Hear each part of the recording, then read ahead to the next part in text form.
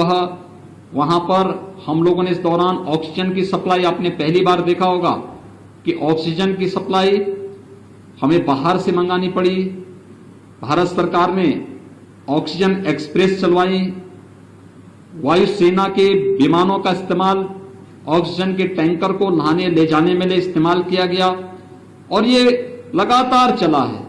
First wave में हमारी प्रदेश की कुल आवश्यकता ऑक्सीजन की जो होती थी वो 300 मीट्रिक टन की हो जाती थी, लेकिन सेकेंड वेव में यह बढ़कर के 1000 मीट्रिक टन तक पहुंच गई।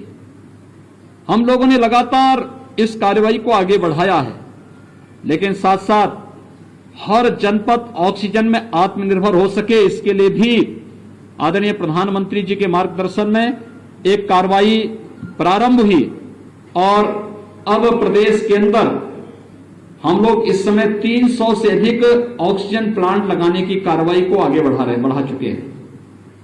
मुझे ये कहते हुए प्रसन्नता है कि आपकी मुजफ्फरनगर में भी 6 ऐसे प्लांट लगने जा रहे हैं, जो यहां पर 4 पहले से थे, उनकी क्षमता कम थी, 6 नए प्रस्तावित किए गए हैं जिनको हम यहां पर लगाने जा रहे हैं।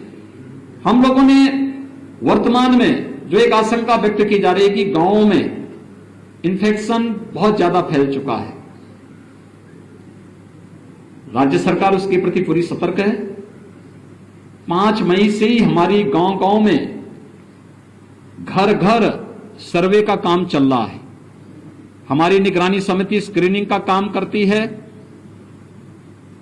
स्क्रीनिंग के बाद लक्षण युक्त और हर संदिग्ध व्यक्ति को मेडिकल किट उपलब्ध करा रही है। उन लोगों को होम आइसोलेशन में रहना है, क्वारंटीन सेंटर में रहना है या हॉस्पिटल में पहुंचाना है, इसको तय करती है और सूची इंटीग्रेटेड कोविड कंट्रोल सेंटर में उपलब्ध कराती है। ICCC से 24 घंटे के अंदर रैपिड रिस्पांस टीम उस गांव में पहुंच करके एंटीजन टेस्ट कराती है। एंटीजन टेस्ट के बाद भी अगर कुछ लोगों में संदेह है तो उनका RT-PCR जांच करवाने का कार्य हो रहा है। एक बृहद पैमाने पर एक कार्यक्रम जहां चल रहा है, वहीं साथ ही साथ यह भी तय किया गया है कि स्वच्छता, सैनिटाइजेशन और फॉगिंग की कार्रवाई भी हर एक गांव में हो, कंटेनमेंट जोन में हो। राज्य सरकार ने यह भी तय किया है कि हम लोग जरूरतमंदों को मुफ्त में भोजन उपलब्ध कराएंगे। कम्युनिटी किचन हर एक जनपद में प्रारंभ किया गया है।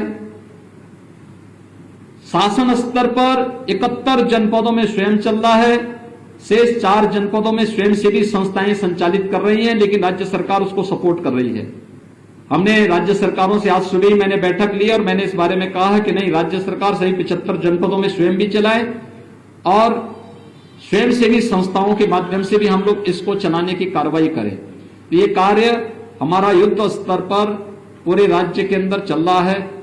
कंटेनमेंट जोन में डोर स्टेप डिलीवरी को भी आगे बढ़ाने की कार्रवाई हमारी चल रही है और हम लोग उसको आगे बढ़ाने का कार्य कर रहे हैं। अभी जो आशंकाएं व्यक्त की जा रही है थर्ड वेव के प्रति हम लोग पूरी तरह सतर्क हैं और हर जनपद को कहा गया है, अभी से थर्ड वेव के बारे में आशंका है कि बच्चों पे ज्यादा बच्चे इससे संक्रमित हो सकते हैं। यद्यपि पहले ही उसमें कहा, पहली फर्स्ट वेव में ही ये बात कही गई थी कि हाई रिस्क कैटेगरी के लोग बाहर न निकलें, खासतौर पर जिसमें 60 साल से ऊपर के लोग, 10 साल से छोटी उम्र के बच्चे,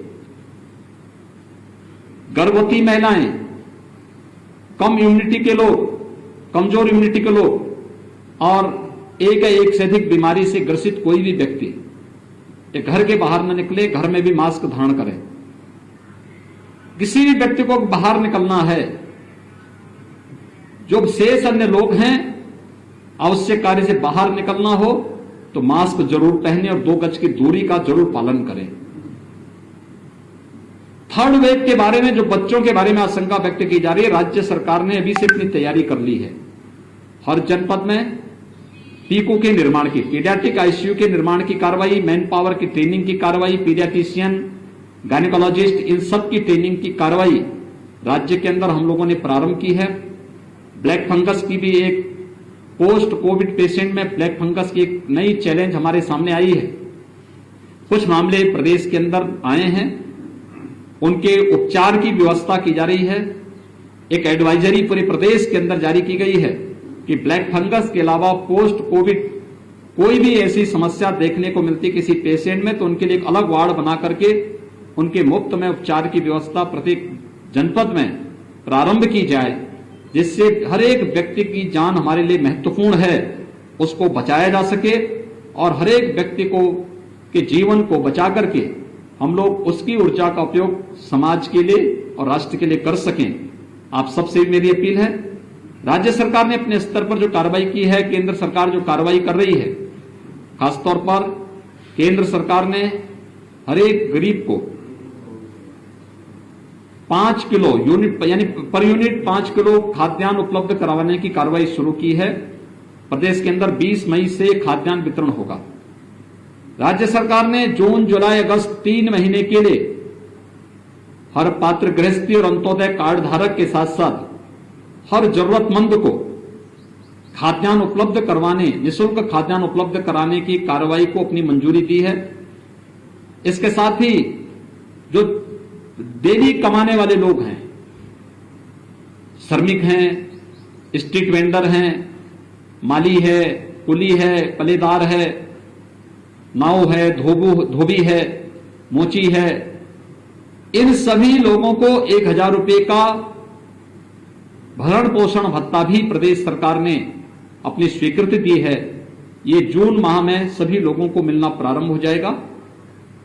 आप सबसे मेरी अपील है कि समाज को जागरूक करने और इस महामारी से मजबूती के साथ लड़ने में, प्रत्येक नागरिक को तैयार करने में, जागरूक करने में आपकी एक बड़ी भूमिका हो सकती है। आपके माध्यम से मैं सबसे अपील करूंगा, हम कोरोना प्रोटोकॉल का पालन प्रत्येक व्यक्ति करे। हर व्यक्ति अनावश्यक कोई भी घर से बाहर ना निकलें, लेकिन अगर किसी को घर के बाहर निकलना ही हो तो मास्क जरूर पहने, 2 गज की दूरी का पालन जरूर करें। अगर कोरोना के इस प्रोटोकॉल का पालन हर व्यक्ति करता है तो कोरोना के खिलाफ देश की लड़ाई को विजयी बनने में बहुत देर नहीं लगेगी और इस महामारी से, इस सदी की सबसे बड़ी महामारी से हम सफलतापूर्वक विजयी बनने में हमें सफलता प्राप्त होगी। धन्यवाद।